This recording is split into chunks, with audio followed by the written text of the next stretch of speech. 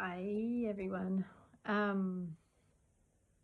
So today was the day I took Ghosty into the vet.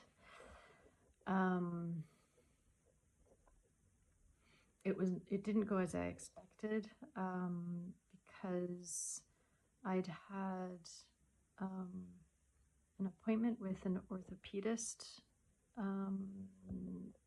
I'd had an appointment with an orthopedist last week, I guess, or yeah, I guess it was last week.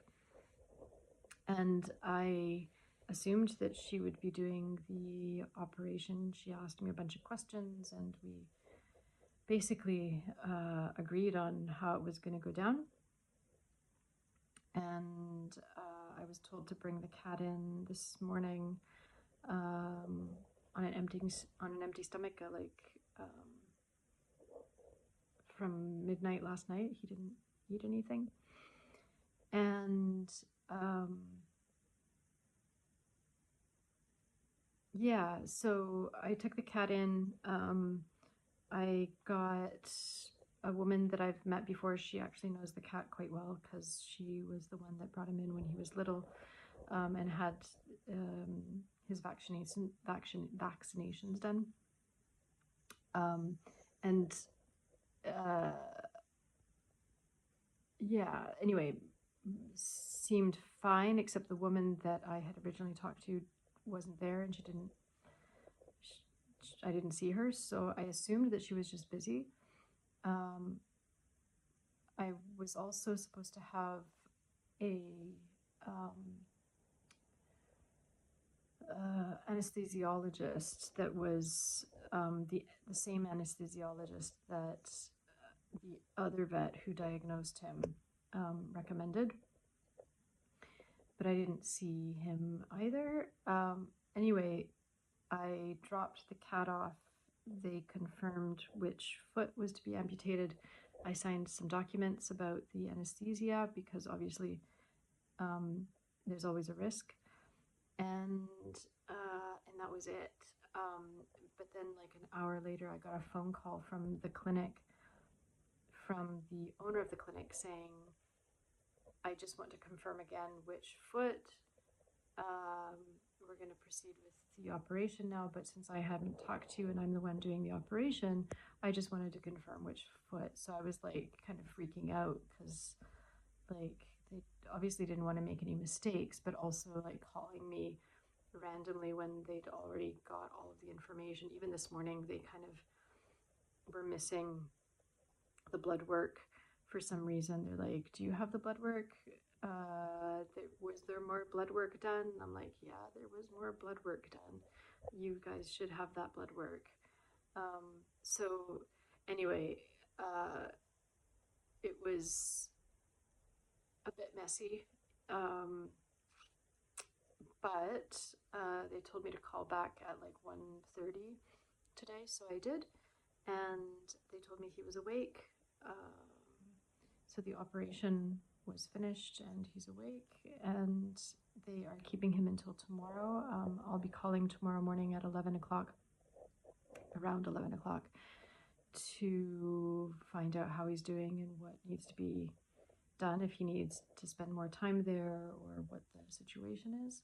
And then I think I get to bring him home probably tomorrow at some point. I'm not sure if it's late morning or afternoon or evening or what, but yeah, it's been a bit of a roller coaster today. I burst into tears when I called at 1:30 and they told me that that he was awake. I think part of it was the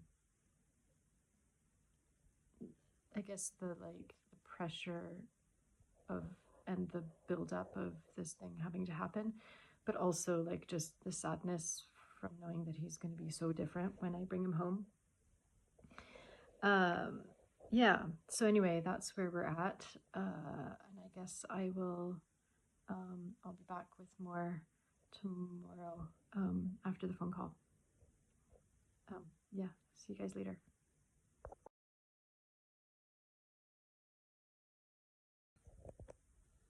Hi.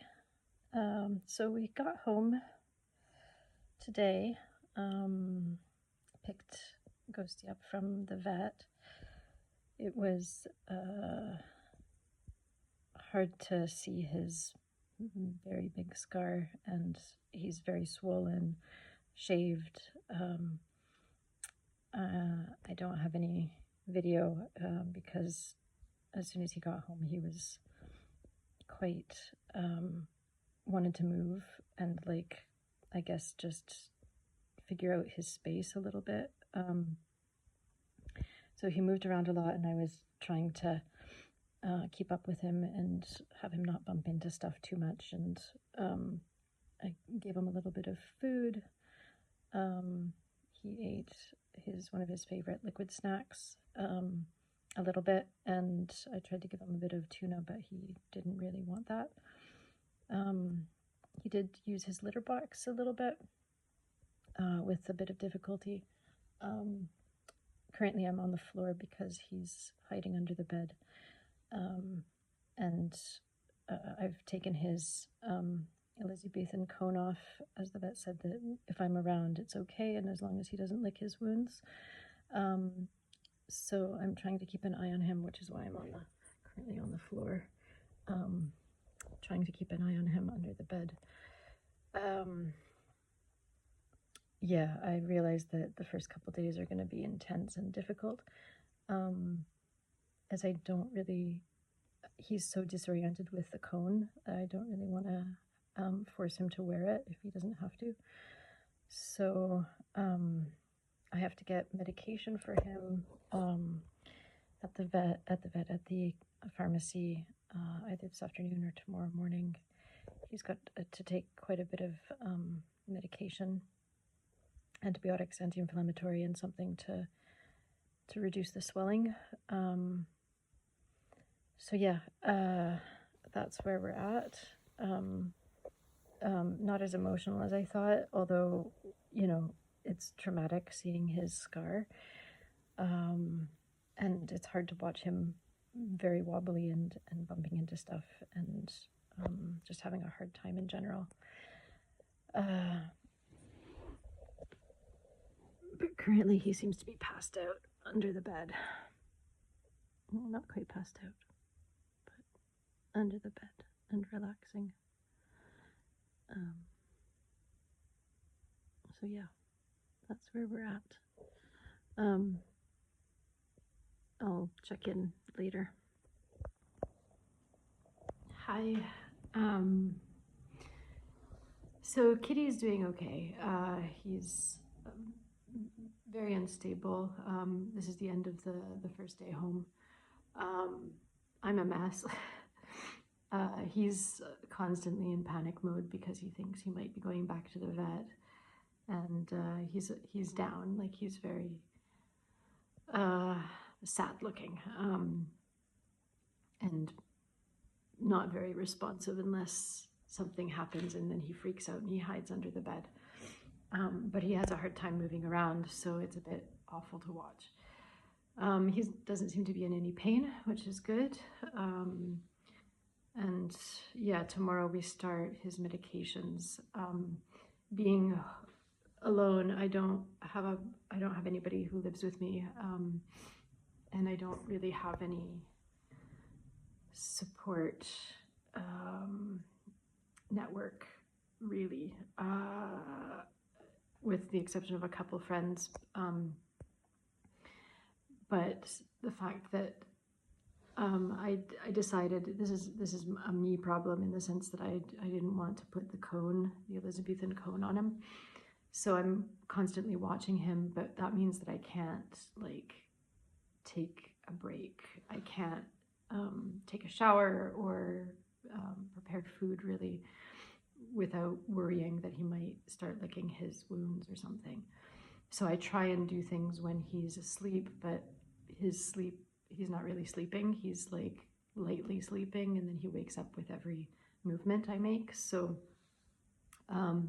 I had to call a friend to ask him to go and pick up the medication that we need to start for tomorrow morning, and a soft collar, which I have now, but for some reason they don't have a normal size. They've got like a tiny size, and then they've got a massive size, and there's nothing in between. It's weird because one is a small and the other one's a medium, but the medium is huge. So, and I don't think it would fit him. It's too big, and the small one seems a bit small. In any case, I don't know that today is the right day to try on the collar. I took the other collar off of him, but yeah, I'm not exactly regretting that because he is more comfortable without, but at the same time, I can't do anything. I can't do anything without worrying. So yeah, anyway, that's where we're at. And I'm emotional now. I think I'm tired. I didn't really get much to eat today. I didn't really have lunch. I had a really basic dinner a little while ago, and when my friend came, he gave me a big hug and said that I looked tired, which obviously I am.